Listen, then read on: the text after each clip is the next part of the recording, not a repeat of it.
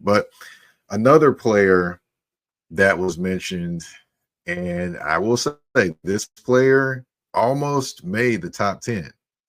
That would be DeForest Buckner. He is the defensive tackle for the Indianapolis Colts.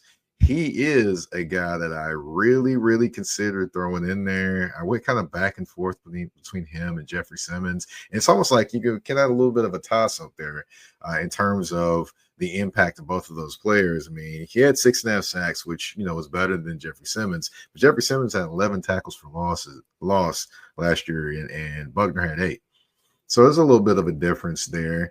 And before anyone asks, no, I did not pick him because I did not pick Jeffrey Simmons over DeForest Buckner because he is a Tennessee Titan. No, I did not. I did not simply do that. But what I looked at was, tackles for loss being greater since being that the sacks were so close.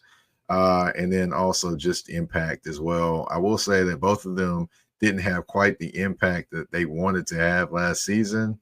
Both of them usually have a pretty big central impact on their teams. So that was kind of a little bit of a mute point to me.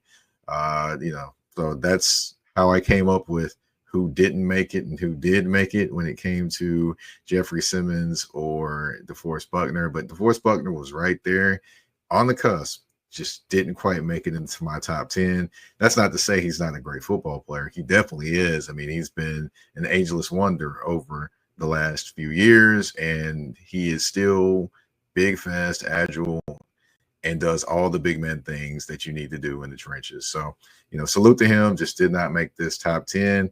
Of course, who knows? He could have a great year next year and make it. So we'll see what happens.